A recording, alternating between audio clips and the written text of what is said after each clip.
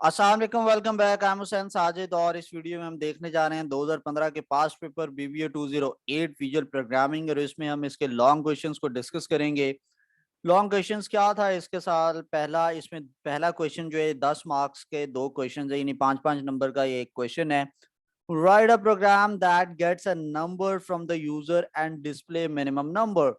यानी कि आपने 3 नंबर यूजर से लेने हैं और उसमें से मिनिमम नंबर डिस्प्ले करना है। और फिर आपने एक और प्रोग्राम है जिसमें दो टेक्स्ट बॉक्सेस होंगे। पहले टेक्स्ट बॉक्स में आप एक नंबर यूजर टाइप करेगा, आप उसको पिक करेंगे और फैक्टोरियल कैलकुलेट करेंगे यूजिंग डू वाइल लूप, और जो दूसरा एक और टेक्स्ट बॉक्स नीचे बना होगा उसके अंदर वो शो हो जाएगा। ठीक है। सो पहला है प्रोग्राम हमारे पास कि हमने जो है वो 3 नंबर्स लिए हैं और उनमें से मिनिमम नंबर बताना है।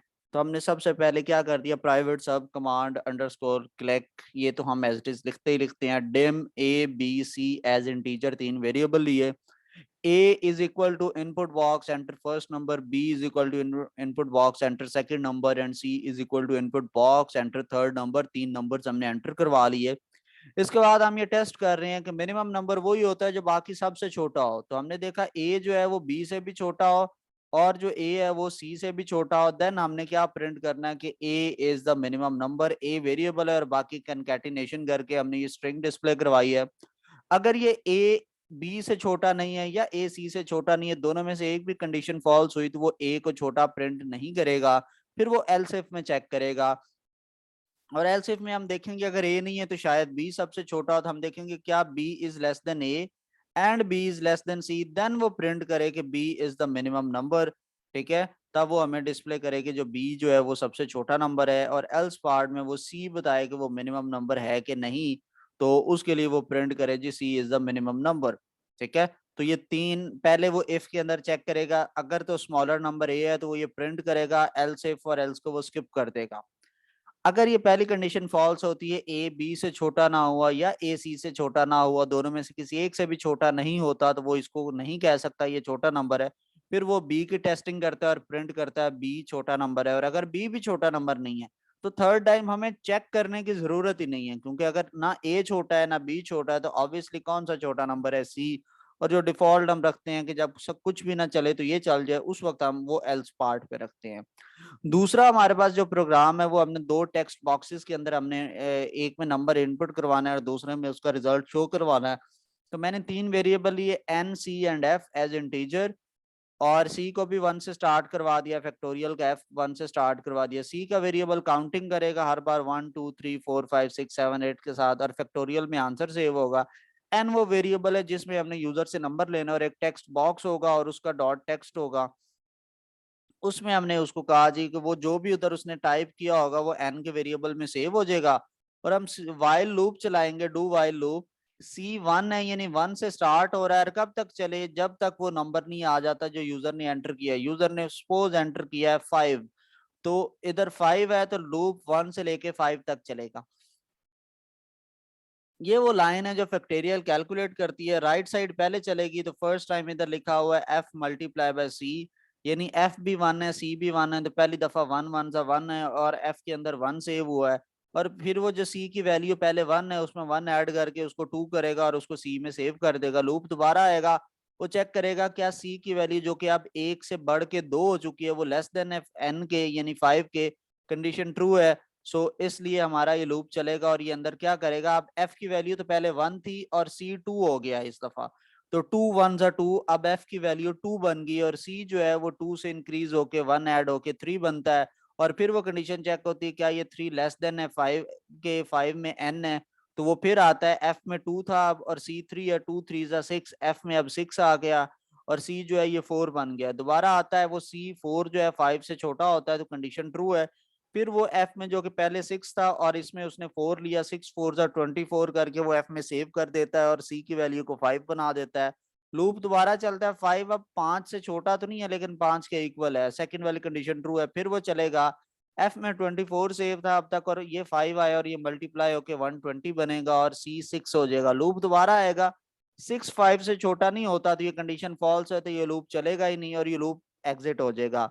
फिर यहाँ पर हमने टेक्स्ट 2 का जो टेक्स्ट है उसको सेट कर देंगे एफ, जो कि एफ की वैल्यू अब 120 है, तो वहां पे हम उसको डिस्प्ले करवा देंगे और वो 120 उसमें फैक्टोरियल शो हो जाएगा। तो इस तरह से हमने दो नंबर, एक नंबर लिया एक टेक्स्ट बॉक्स में और दूसरे के अंदर उसका हमने फैक्टोरियल शो करवाया। दूसरा क्वेश्चन है what are the rules for naming variable and write algorithm to find the sum of first 50 number. तो ये दो क्वेश्चन है हमारा। पहले पार्ट में हमने वेरिएबल्स के बारे में बात करनी है, तो इसके लिए क्या रूल्स हैं कि the name of variable is given by the user at a design time. जब आप स्टार्ट में ही आपको जो वेरिएबल का नाम रखना पड़ता है, वो जो नाम है उसमें आप ए टू जी अल्फाबेट यानी कैपिटल और स्मॉल दोनों अल्फाबेट हो सकते हैं और न्यूमेरिक 0 to 9 हो सकता है। Name of variable should be meaningful and simple, it help the user to understand the purpose of a variable. अब ये आपका एक शॉर्ट क्वेश्चन भी बनता है कि क्यों हम वेरिएबल का जो नाम है वो मीनिंगफुल या सिंपल रखें। तो सिंपल है ताकि जो यूजर है वो उसको इजीली अंडरस्टैंड कर सके। For example a variable to store the marks of a student should be marks, यानी आप किसी स्टूडेंट के मार्क्स शो करवाना चाहते हैं तो उसका वेरिएबल का नाम भी मार्क्स होना चाहिए।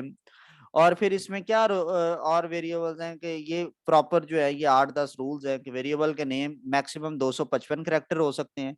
वेरिएबल नेम में लेटर यानी अल्फाबेट, डिजिट और अंडरस्कोर तीन चीजें होनी चाहिए। First character must be a letter. Variable like आप 9 मिनट 6 होम या 2 केजी यानी नंबर से स्टार्ट करेंगे तो ये इनवैलिड है, ये नहीं कर सकते। फिर ब्लैंक स्पेसिस इसमें अलाउड नहीं होती, जहां पे जरूरत हो ब्लैंक स्पेसिस जिस तरह के माय कार, योर कार, ये इनवैलिड है। अगर आपने इस तरह करना है तो फिर स्पेस की जगह पे अंडरस्कोर लिखेंगे।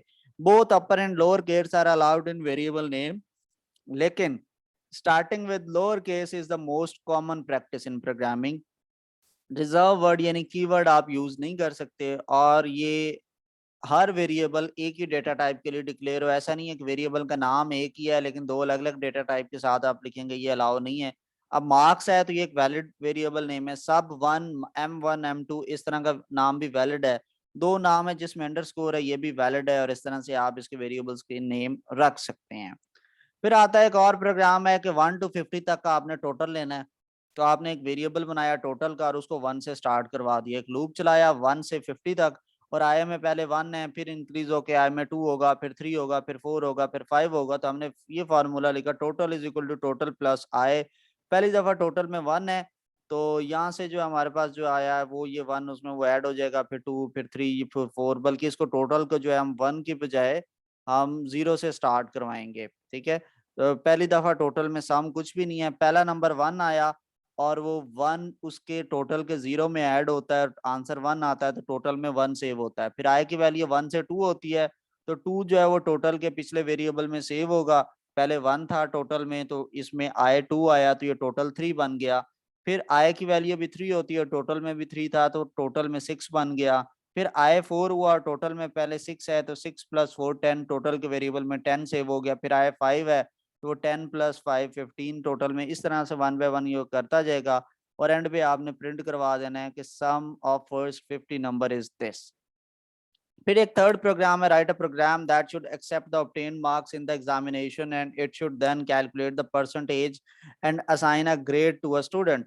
कि आपने एक स्टूडेंट से उसके 4-5 मार्क्स का एंड पे बता रहा है वो कि टेक 5 सब्जेक्ट्स, 5 मार्क्स सब्जेक्ट्स के मार्क्स उससे पूछने हैं और फिर उसको टोटल कैलकुलेट करने के बाद आपने उसकी परसेंटेज कैलकुलेट करनी है, फिर उसको ग्रेड असाइन करना है।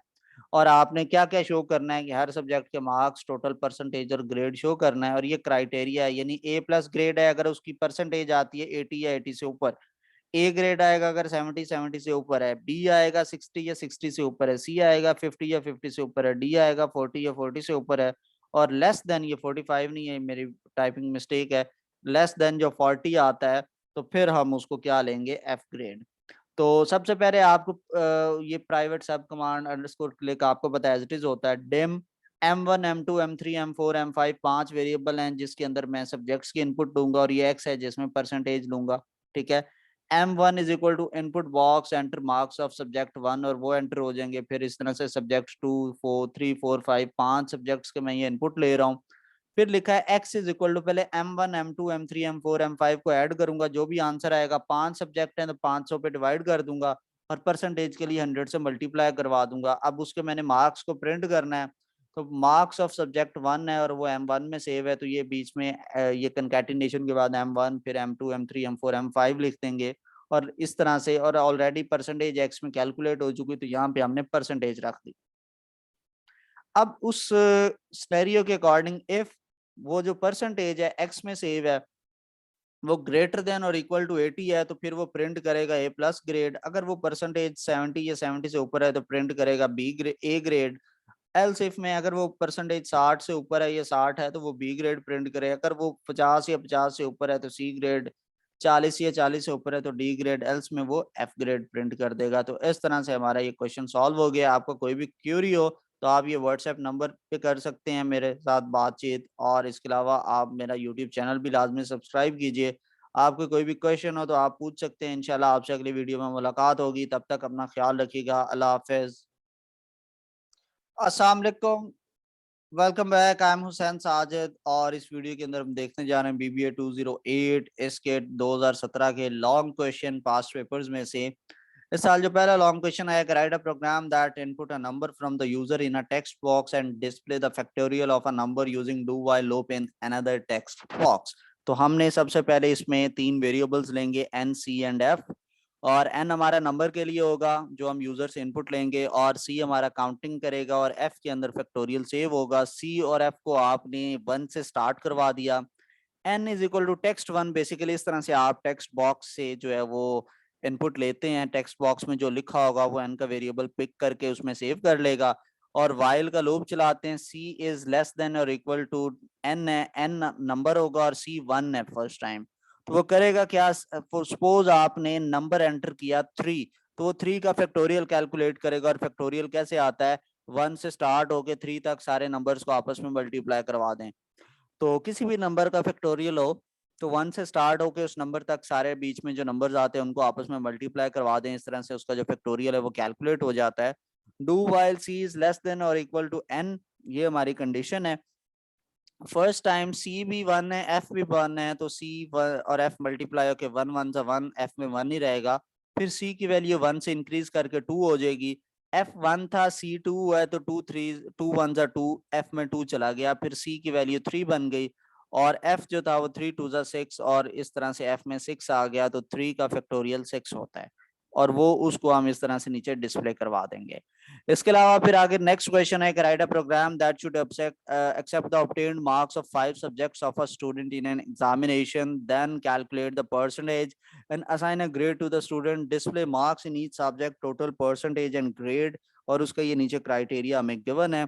सो हमने 5 मार्क्स के लिए वेरिएबल बनाए एज एन टीचर, और फिर उसकी परसेंटेज निकाली एज अ सिंगल। फिर हमने M1 के अंदर इनपुट बॉक्स से एंट्री ले ली सब्जेक्ट 1 में, फिर M2 में, M3, M4, M5 में हमने इनपुट ली, और फिर हमने लिखा M1 plus M2 M3 M4 M5। यहाँ पे हम पहले उसका टोटल ऑब्टेन्ड मार्क्स का सम निकाल लेते हैं, उसको 500 पे डिवाइड करते हैं। ये टोटल मार्क्स है 5 सब्जेक्ट के, 100 से मल्टीप्लाई करेंगे तो एक्स में परसेंटेज आ गई।